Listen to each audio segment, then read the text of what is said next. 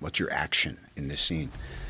And I was like, I'm driving a car. And he asked me, like, you know that thing sometimes when someone asks you a question and just you get caught flat-footed? And he goes, no, your action is you're trying to go to work, but you're getting distracted by this addiction you have to trying to get laid. So your action is you're trying to get to work. And I was like, yeah, he's right. And he said, always know what your action is, because then when you come in the morning confident, or when you come in the morning and you can't hit your ass with both hands, you know what to do. So to me, one of the great lessons I learned from him was, oh yeah, just boil down what it is you're doing, whether there's a camera around or just what am I doing today. Today I'm showing up and I'm trying to be honest and also to listen and learn. But really, my action today is I'm beginning a process of promotion. Warren Beatty's another guy who learned how to put his guns down. Yeah. Yeah. It's like, I remember watching that Madonna movie. Remember when he was dating Madonna? Truth or Dare. Yeah. So and awesome. He's hanging around with her. And, she's in the throes of fame and everything. And he's like, what in the fuck is going on here? And you see like him. He's never seen it. Yeah, but he's an older gentleman now. He's the best.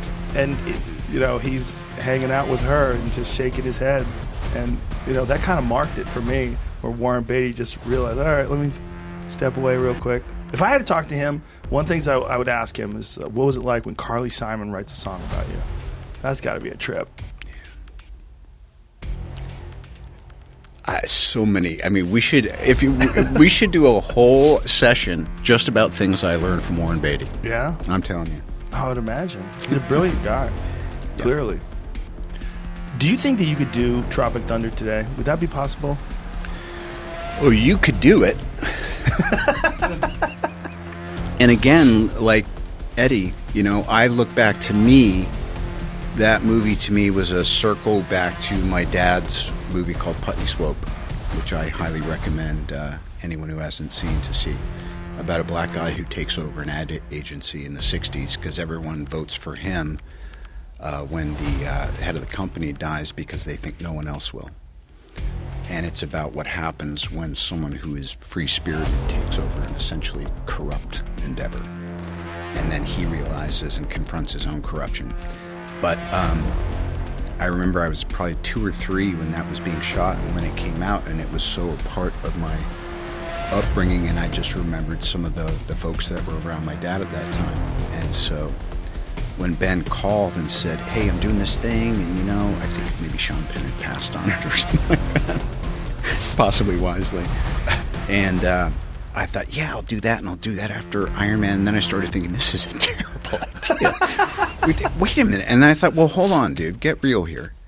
Where is your heart? And my heart is, I get to be black for a summer in my mind. So there's something in it for me. The other thing is I get to hold up to nature the insane self-involved hypocrisy of artists and what they think they're allowed to do on occasion. Just my opinion. And also Ben, who is a masterful artist and director, probably the closest thing to a Charlie Chaplin that I've experienced in my lifetime. He writes, he directs, he acts. If you had seen him when he was directing this movie, you would have been like, I'm watching David Lean, I'm watching Chaplin, I'm watching Coppola. He knew exactly what the vision for this was. He executed it. It was impossible to not have it be an offensive nightmare of a movie.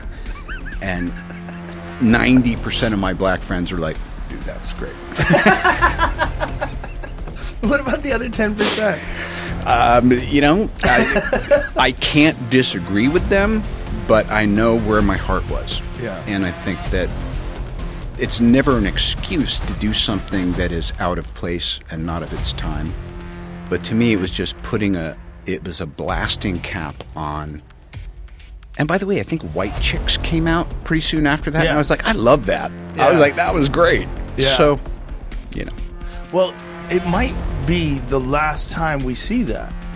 Unless things change.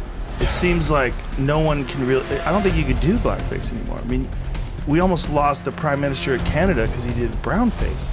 He Yes. pretended to be Saudi Arabian, right? Yeah. He did Arabian Nights in high school or something like that.